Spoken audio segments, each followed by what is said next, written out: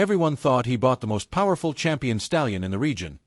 But when the wagon behind the horse finally opened, the truth inside left him frozen in disbelief. What he discovered would change his life and expose a secret someone had been hiding for years. The morning sun rose slowly over the wide fields outside the small town of Red Creek. A large crowd had gathered near the old wooden auction ring. Horse traders, ranch owners, and curious locals stood around the fence, waiting for the next horse to enter. Among them stood Ethan Caldwell. Ethan was a tall man in his early 40s. He owned one of the largest ranches in the county, yet he lived a quiet and lonely life. Since his father passed away years ago, Ethan had spent most of his days working the land and caring for his horses. Today he had come with one goal in mind.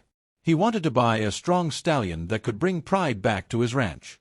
The auctioneer wiped his brow and raised his hand. "Ladies and gentlemen," he called out loudly, "the next horse is something special." The large barn doors slowly opened. Gasps spread through the crowd. A powerful black stallion stepped into the ring. Its coat shined under the morning light like polished stone. Its muscles moved with smooth strength. The horse held its head high, proud and calm, as if it knew everyone was watching. "This," the auctioneer announced, "is Thunder King, a champion stallion with a record that speaks for itself." Whispers moved through the crowd. Many wealthy buyers stepped closer. The bidding began quickly. $10,000. $15,000. $20,000. Ethan kept his eyes locked on the horse. Something about the stallion felt different. Strong. Loyal. Almost intelligent. The price climbed higher, but Ethan did not step back. $35,000, he called firmly. The crowd grew quiet. No one raised another bid. The hammer struck the wooden table. Sold. A wave of applause followed as Ethan walked toward his new horse. But while the others celebrated the sale, an old stable worker stood in the corner watching silently. His face showed worry instead of excitement. And behind the stallion's transport carriage stood an old dusty wagon that no one seemed willing to talk about. Ethan walked closer to the black stallion. Up close the horse looked even more impressive. Its strong chest rose and fell slowly as it breathed. Its dark eyes watched everything around it with quiet focus. A young handler held the reins and carefully led the stallion toward the transport carriage that would take it to Ethan's ranch. The crowd slowly began to move away, talking about the expensive sale they had just witnessed.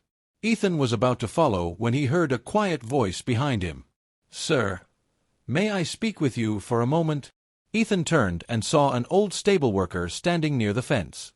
The man looked thin and tired. His gray beard was uneven, and his hat sat low over his eyes. "What is it?" Ethan asked. The old man glanced around to make sure no one else was listening. Then he leaned closer.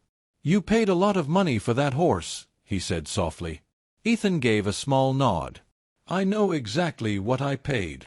The man looked toward the stallion and then toward the old wagon standing behind the transport carriage. Dust covered the wooden boards, and the metal locks on its doors looked old and worn. "A horse like that," the man said slowly, "does not travel alone." Ethan frowned. "What do you mean?" The stable worker's voice grew even quieter. "Sometimes the truth rides behind it." Ethan looked at the wagon again. It seemed ordinary enough, just an old wagon tied to the back of the transport carriage. "What is inside it?" Ethan asked. The old man shook his head. "That is not something they want people asking about." Just then the seller approached, smiling as if nothing was wrong. "Mr. Caldwell," he said cheerfully, "your horse is ready for the journey." Ethan pointed toward the wagon. "And that?" The seller waved his hand carelessly. "Just part of the delivery. Old equipment and supplies. Nothing important." But as Ethan prepared to leave, he noticed the old stable worker still watching him. And the worry in the man's eyes had only grown deeper. The road back to Ethan Caldwell's ranch stretched across miles of open land. The sky was clear, and the warm afternoon sun covered the rolling fields in soft light. Ethan rode in his truck ahead of the horse trailer. Behind him, the transport carriage carried the powerful stallion Thunder King. Tied behind the carriage was the same old wooden wagon from the auction yard. Dust rose from the road as the small convoy moved slowly through the countryside. At first everything seemed normal. But after about an hour, Ethan noticed something strange in his side mirror. Thunder King stood quietly inside the trailer, yet the horse kept turning its head toward the wagon behind it. The stallion's ears moved often, alert, as if it was listening for something. Ethan frowned but kept driving. A few miles later he heard a dull thump. He slowed the truck and pulled over to the side of the road. One of his ranch workers, Tom, stepped out of the vehicle behind him. "Did something fall?" Tom asked. "I thought I heard a noise," Ethan replied. They walked back toward the wagon. The wooden boards looked old but strong. The locks still held the doors tightly shut. Tom knocked on one of the boards. "Probably tools shifting around," he said with a shrug. Ethan nodded, though he was not fully convinced. They climbed back into their vehicles and continued the trip. The road soon passed through quiet hills and long empty fields. The wind moved gently through the tall grass along the roadside. Another sound came from the wagon. This time it was softer, almost like movement. Ethan looked again in his mirror. Thunder King stood still, but the stallion's eyes were fixed on the wagon. The horse did not look calm anymore. It looked watchful. And for the first time since leaving the auction, a strange feeling settled in Ethan's mind. Something inside that wagon might not be equipment after all. By the time Ethan Caldwell and his workers reached the ranch, the sun had already begun to sink behind the distant hills. Long shadows stretched across the fields, and the evening air had turned cool and quiet. The ranch lights flickered on as the trucks rolled into the yard. Several workers came out of the barn to greet them. "So that's the famous Stallion," one of them said as the trailer door opened. Thunder King stepped down slowly onto the ground. The powerful horse looked around the ranch with calm but alert eyes. His dark coat shined under the yellow barn lights.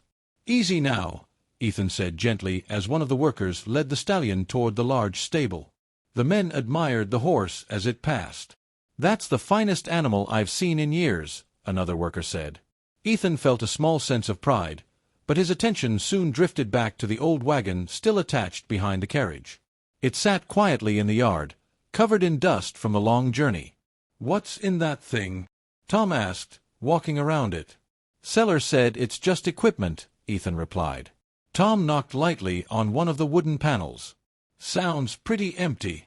Ethan studied the heavy locks on the back doors. For a moment he thought about opening them right there. But the day had been long, and darkness was quickly settling over the ranch. "We'll deal with it tomorrow," he finally said. The workers nodded and headed back toward the barn. Soon the yard grew quiet. Later that night, Ethan sat on the porch of the ranch house with a cup of coffee.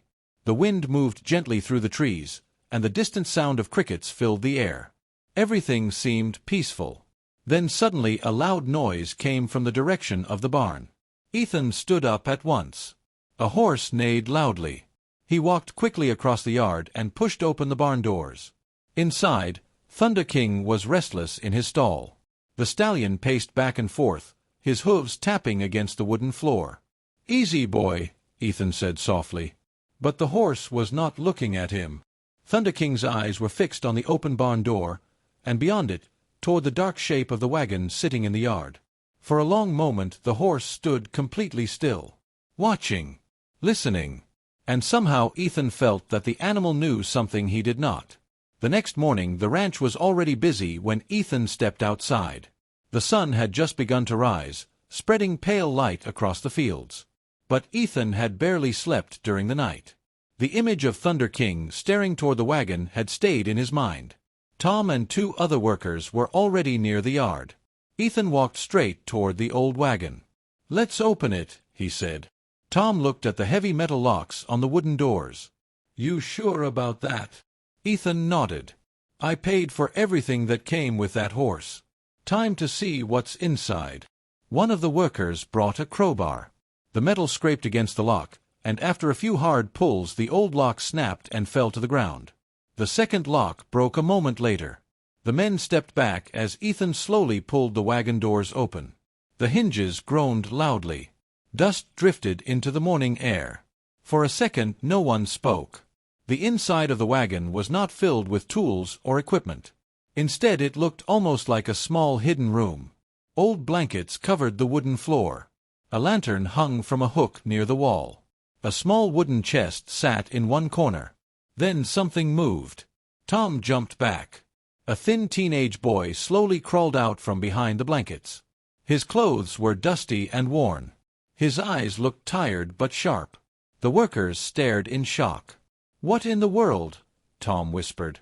The boy quickly stepped toward the open doors, but he did not run. Instead, he looked straight at Ethan. Then he pointed toward the barn where Thunder King stood. "Please," the boy said with a shaky voice, "don't take him away from me." The men stood in stunned silence as the boy stepped out of the wagon. He looked no older than 14 or 15. Dust covered his clothes, and his hair was messy as if he had not washed in days. Ethan raised a hand to calm the workers. "It's all right," he said. "Nobody move." The boy's eyes quickly searched the yard until they found the barn where Thunder King had been taken. His face softened with relief. "You came with the horse?" Ethan asked gently. The boy nodded. "My name is Noah," he said quietly. Tom shook his head in disbelief. "Kid, you've been hiding in that wagon the whole time?" Noah lowered his eyes. "Yes, sir." Ethan noticed how thin the boy looked. "How long have you been in there?" "Almost 2 weeks," Noah replied. The workers exchanged shocked glances. Ethan stepped a little closer but kept his voice calm. "Why would you do something like that?" Noah looked toward the barn again before answering. "That horse, Thunder King, he belongs to my family." The words hung heavily in the air. Ethan frowned. The auction house said the horse came from professional breeders. "They lied," Noah said quickly. "My father trained Thunder King since he was a young colt. My dad was one of the best horse trainers in the state." His voice began to shake.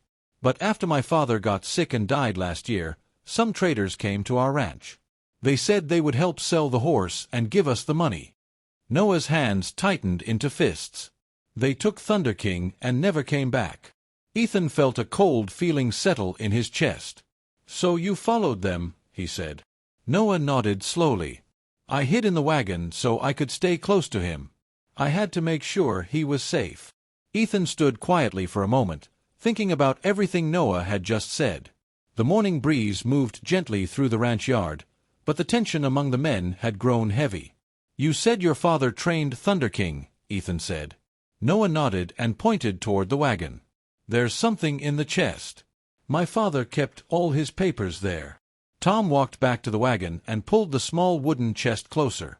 The wood was scratched and worn from years of use. Ethan knelt beside it and slowly lifted the lid. Inside were several old notebooks, folded papers, and a bundle of letters tied together with a thin string.